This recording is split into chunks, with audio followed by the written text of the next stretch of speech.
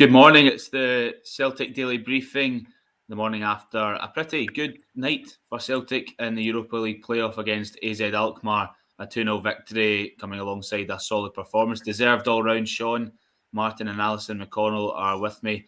I think, Sean, there's reason to be cheerful this morning. Would you agree? I think so. I think there's plenty of reasons to be cheerful. I think as much as Celtic were impressive going forward again, I think the fact that they managed to keep that clean sheet, despite the fact that it looked as if they could have had a wobble on a couple of occasions, I think speaks volumes and should be a massive confidence booster going forward as well. Yeah, Alison, maybe not just with the defence as well, but Joe Hart pulled off a couple of saves, including one cracking one, which is a bit of a novelty, yeah? Yeah, I think too, it's important just the timing of it, the point in the game it was. I think that's a few games you've seen big saves in big moments, and I think it's clearly what Celtic have been looking for and or what they've missed really in recent months. What pleased you most then, Sean, looking at the game last night? It seemed that Celtic again were swarming all over the opponents. They were. I mean, I think that's going to be a given for a lot of the games this season going forward. And I think when you've seen, like, whenever we've picked our predicted 11s and stuff, the problem has never really been the options front to middle to front, really. So for me, it really was the fact that they managed to show a bit of resilience and not let it really get to them too much. That the AZ were a better team than really that they've faced so far. As Alison said there, Hart's save, especially the first one. I mean, I said in my match ratings, I don't think you can underestimate how massive that was, because you don't know the way that would have unfolded if AZ had scored that. So for him to have saved that, come up big in that moment, it then kind of fed a bit of confidence through the defence, and then they pushed on from there and got the first goal. I don't think you can underestimate that. He also made another one after half an hour. Obviously that was from another Starfelt mistake, if you want to call it that. But I think, yeah, Joe Hart's performance in particular, as well as Anthony Ralston and Stephen Welsh at the back, I'm really chuffed with how they performed and how resilient they appeared under I wouldn't say it was an onslaught, but certainly under pressure. Alison, do you think a few of the Celtic supporters are maybe having to swallow their pride at the initial opinion they might have aired about the arrival of Joe Hart? Yeah, to be honest, I think on the whole, I think that there was a level of optimism when he first came in. I know there were question marks about where he'd been and just where he was at this stage of his career, but I think that the majority welcomed some experience coming in. I think what you've seen on recent evidence is that he's providing a bit of stability. I think he talks non-stop. I think there's communication non-stop. I think you saw it even in the last 5 minutes of the game last night when he was over speaking to Ange Postecoglou and sorting things. And I think you've just missed that kind of level of leadership. In front of him, you mentioned him a second ago, Sean, Starfelt. I still think that people shouldn't really be too concerned at the moment. It's just taking a wee bit of time, but the signs are there. There's certainly signs there. Whether they're positive or negative, I'll let you judge. But I think, yes, you do qualify it by saying that it's only a few games into his career at Celtic, but nonetheless, I mean, he's 26. He's not a rookie, and some of the kind of rash diving in decisions that he's making, or the lack of awareness, like against Hearts, they're not that's kind of rookie decision making. That's not a 26-year-old established centre back decision making. Stephen Welsh looked more assured and more composed last night, even though they had been switched. I don't know if you noticed, but they'd been switched from right centre back to left centre back, and I would have thought that Welsh might have struggled more with that, considering he's younger, more inexperienced, and has been playing right centre back lately. But yet he seemed to adapt better than Starfelt did, even though Starfelt spent most of his time at Gothenburg playing right centre back. He did redeem himself somewhat, I thought, as the first half came to a close, with some basic defending, some clearances, and that seemed to get his confidence up. And he enjoyed a more relaxed second half, but there's definite worries there for me so far. What about Tony Ralston though? Because I think the right back area was priority A for a lot of Celtic fans, not because Tony Ralston is so beneath the level that they want, but more that he was the only right back at the club. Well, he still is really, and it looks like Celtic are getting close to sending Juranovic from Legia Warsaw, a Croatian right back, which should at least provide competition for places, if nothing else. But Ralston, with each game, is growing, Alison, more and more into the position and style that Postecoglou is implementing. Without question, I think he's really compounded everyone's expectations of him. I think he played particularly well last night. I think he's acquitted himself very well. I think we've spoke about it often. To do that when there's been such a focal point on him and his future within the team, I think speaks volumes for the character that he has, which augurs well for him going forward. But I think what you've seen just now is that he's someone that he's prepared to fight for that position. He's prepared to offer an indication that he has the capabilities to stay in there. And I think he's definitely reversed a lot of opinion. But Sean, surely a £2.5 or so million signing isn't going to come in and sit on the bench. I mean, right away, I think that's exactly what it will do, because right now it is Anthony Ralston's shirt to lose. And I think you've got to remember what Ange Postecoglou mentioned after the game when he was asked about recruits and transfers and stuff, which was, and you can understand this, that it's a squad game. Certainly playing his high intensity style of football, you need people that can come in, whether they're first choice or whether it's a rotation game.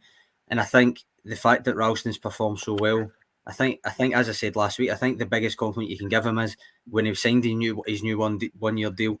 Everybody says we still need 2 new right backs, and now I think everybody's kind of happy that it's just 1 right back plus Ralston. So no, I think you're right. He probably, if it is Juranovic and it is a few million that they spend, the expectation is that eventually, probably he would be the first choice right back. But right now, it's Ralston's jersey. Was he the most impressive player in an impressive team last night? For me, it's between him and Welsh. I was really, really impressed with Stephen Welsh.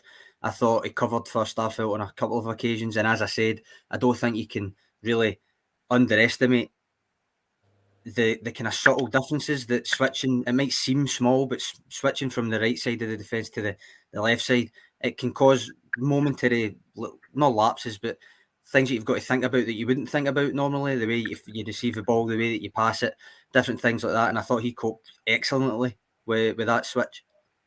Oh, Anthony Aitken. I've clicked the wrong one. Anthony Aitken there is agreeing with you, saying that Ralston and Welsh were the two standouts in the Celtic side. Furuhashi started through the middle again, where he's been playing wide over the last couple of games with Edouard back in there, Alison. But through the middle, another goal. Where does this guy stop, really? Yeah, he's been so impressive, hasn't he? I think it's just a remarkable start to his Celtic career. I think that's 6 goals now. The way he's going, I think you would see him maybe hitting the 20-goal mark by Christmas time.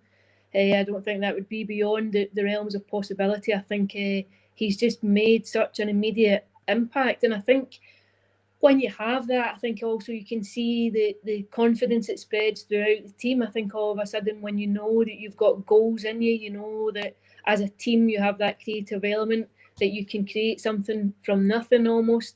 I think Celtic look particularly easy on the eye just now, middle to front, and he's a huge part of the reason for that. How about James Forrest on the left then, Sean? Because that helps accommodate Abada on the right-hand side. Is there a long-term future for Forrest as an inverted winger, I suppose?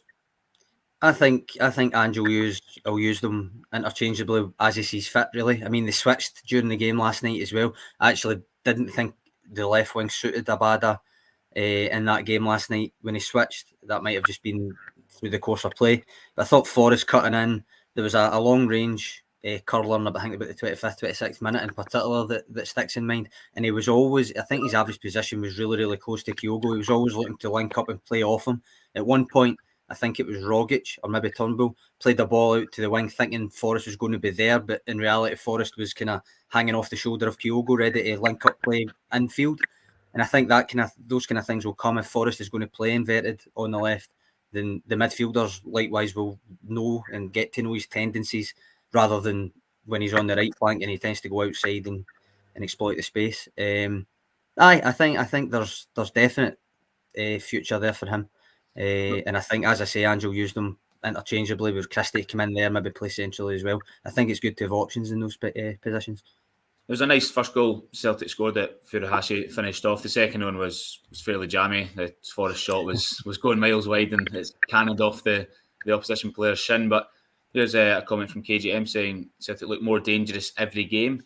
Would you be confident that if Celtic were to come up against this, if buts and maybes in all hindsight, but this Celtic team would take Midtjylland in a Champions League qualifier now, and it's just a shame that perhaps the team was still getting built at that point? Yep, I think that's a frustrating element for a lot of people. I think it's a common complaint that you play the qualifier so early and then just as you're getting up to speed, even a month, 6 weeks can make such a big difference.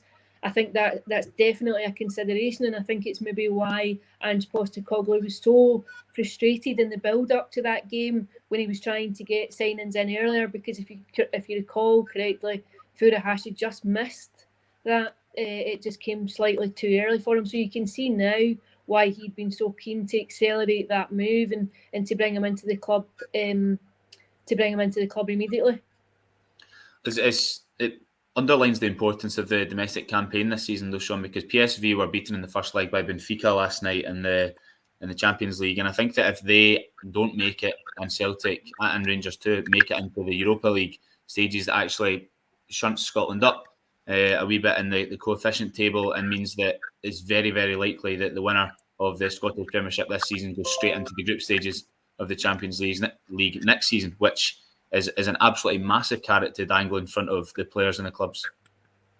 Of course it is. I mean, it means a lot for the club as a business as much as it means for the players, as the team and the players. And you never know if Celtic win the league and they're going straight into the Champions League group stages next year, and they know that when they finish the league, maybe the board will get their business done in good order next summer. But still, though, the Europa League this season is no small feat. I think, given the situation that Celtic found them in at the end of last season, sure, they dropped down from the playoffs and entered it at a later date. But I think that coming up against Alkmaar and dealing with them pretty well last night, attacking them and scoring at least one very nice goal, Alison, is an impressive. I won't say achievement yet because we're only halfway through the tie, but it's a good sign that Celtic can now take on that level of opposition and not succumb, really. I think it was probably the biggest test that they had so far last night. I think if you take Midtjylland obviously out of the equation, I think it's the biggest game they've had since things have started to take shape under Postecoglou. I think the fact that they'll be pleased that they came through it. I think when you look at the balance of the game over the course of the 90 minutes, you can still see that there are defensive issues, but equally you can applaud the way that Celtic are trying to play. You can see the kind of football, you can see the philosophy that's there. There's a very clear strategy of how they wish to play, and I think they will continue to need reinforcements defensively, but I think they'll be pleased at the progress that's been made in a relatively short space of time. What other areas then? Is it centre half, Alison, reinforcements defensively? Because Ikitura, the Japanese international, he's off to Schalke, I think, from Man City. Celtic were linked with him for weeks on end there.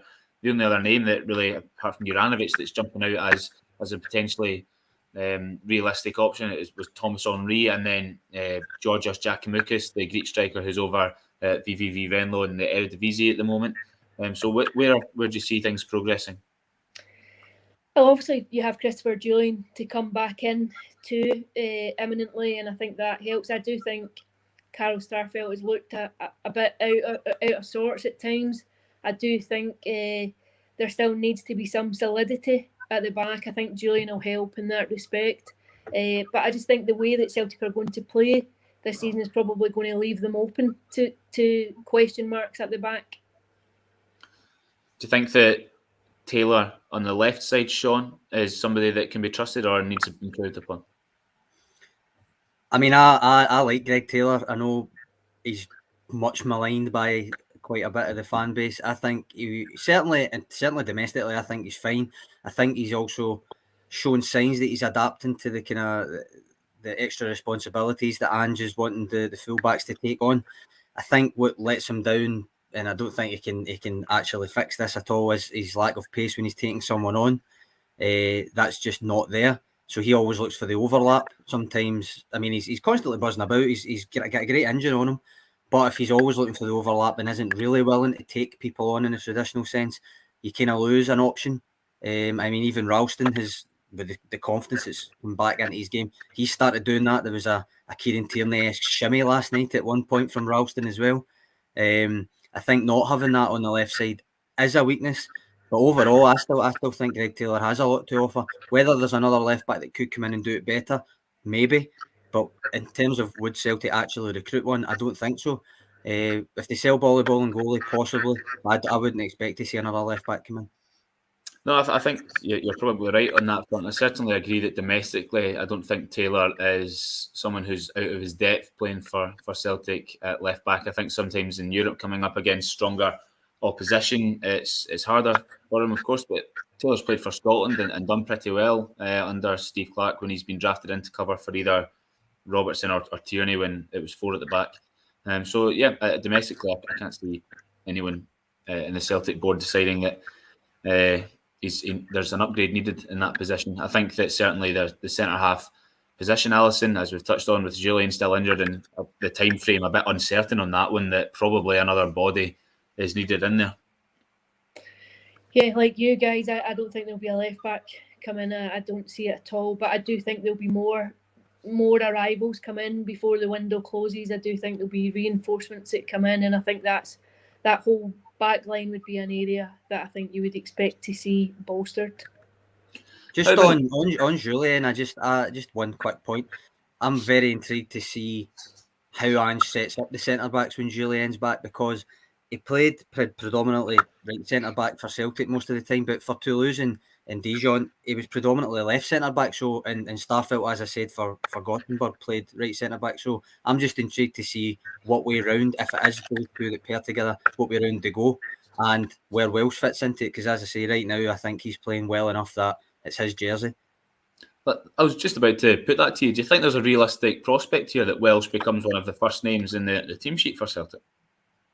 I don't see why not. If he keeps playing well and Ange trusts him, and he obviously does, because he put the responsibility on him to switch to the left centre back last night, and as I say, he performed really, really well. I don't see why he couldn't earn it. Alison, do you think that at this stage Welsh is Celtic's number one centre half? I don't know if I'd go so far as to say he's the number one centre half in terms of team selection, but I don't think he's done himself any harm at all with recent performances. I think he's acquitted himself very well. I think he's come to the fore, and I think he's definitely got to be in there for consideration. Let's have a quick chat about the midfield before we round things off. It was McGregor, Turnbull and Tom Rogic again last night, who's continuing this resurgency under his countryman Ange Postecoglou. There's a comment up here, hold on until I just scroll up and find it. I'm not sure if it was said in jest.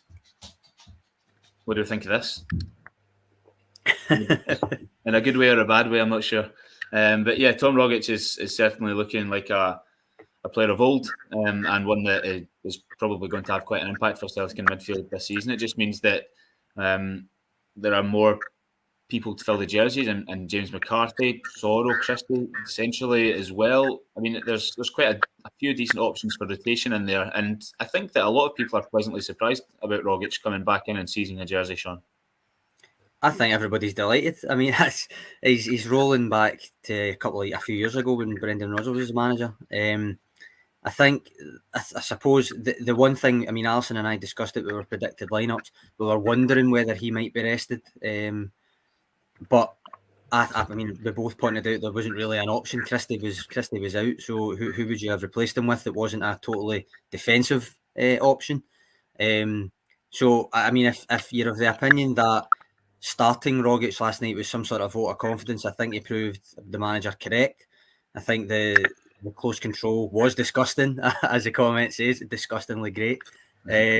I think the ball in for Kyogo, as good a ball as it was, I think the Kyogo finish was just, it was brilliant. I mean, that was just the craving for him to get to that. The need he has to get on the end of things like that is great to see. But Rogic in general, he strutted about, jinked. He played some great through balls. He had a really good game. I don't think AZ actually knew how to cope with him, really. He poses such a difficult problem with the way that he plays. He's languid, but he's also very, very fast with his feet when the ball's there. And I think it's good to see him back on form. To my maths here, Joe Hart is in his 30s, but apart from that, the only player in their 30s, and I think James Forrest has turned 30. If he's not already, then he must be close to it. Is he the only outfield player in the Celtic squad in his 30s last night? So that's a fairly young team, and it's not like the rest of them were hitting their late 20s. I mean, most of these players are 26, 25, 27. So certainly there's a squad there to be built on and maybe kept together. Although it's a young squad, it's quite an experienced squad. When you look at it, there's a lot of players just at that 26, 27 mark, 28, and they've all been pivotal in recent seasons. You look at Callum McGregor and Rogic and Forrest. They're all very, very experienced players too. Greg Taylor's been, he's still young, but he's got plenty of first team experience both at Kilmarnock and the international fold and with Celtic. Yeah, they must have, those three you mentioned there, they must have genuinely over 800 Celtic appearances between them or so. I mean, Rogic, McGregor and Forrest, I mean, they're well into the hundreds, Sean. Aye, on Cal McGregor, I don't want to take this down a negative route, but like that does kind of fill you a wee bit of fear if McGregor was to get injured. Because as much as you're saying there's midfield options, Sorrow, McCarthy, Beaton, no midfielder that Celtic have got can offer what McGregor offers for me. So that would be a worry. Fundamentally, I don't think there's much Celtic can do about that because I don't think there's anybody you could sign that could offer what McGregor offers, really. I'll give you someone, Sean. Ali McCann. Nah, he doesn't offer what McGregor offers. He's not as influential or so, but in terms of playing in that central position, taking the ball, moving it on, finding the passes, I think he's capable of that. Don't get me wrong, I think he's a good player, but the way that McGregor plays that role, I just don't see anybody being able to fill that just now, whether from outside or inside. I don't mean to be negative about it. It's just something that's playing on my mind, the way Celtic are playing just now, how integral McGregor is to that, whether it's keeping the defence calm by receiving the ball even if he's under pressure, or whether it's driving the team forward, or he's kind of intangible assets as well. I mean, I kind of mentioned it in my match ratings last night. The build-up to the build-up, if you know what I mean, the phase before the actual build-up to Rogic's ball over for Kyogo's opener, it was McGregor that won the ball back in the middle, and then nobody was anywhere near him, and he could have lost the ball, but decided to press again when he could have lost it, won it back, and kept the play going, kept the attack going, and that eventually led to the goal. And things like that, I mean, I don't think for a minute any other defensive midfielder there would have continued with that relentless kind of positivity that McGregor had. Well, we'll round things off there, guys. It's crazy how things quickly can change in football. Just 3 weeks ago, it was Hearts 2, Celtic 1, and now people are thanking their lucky stars that Ange Postecoglou was the chosen manager. So there's an absolutely amazing trajectory here for Ange Postecoglou and the Celtic team, and the support that are coming back at the right time to see this style of football unfold. So we'll see what happens over the weekend, and then next week in the Netherlands as well for the return leg, where I think many people will be expecting Celtic to get the job done and not suffer a repeat of what happened in Denmark. So Sean, Alison, thanks for joining us, and cheers everyone for watching. Cheers, Andy. Thank you.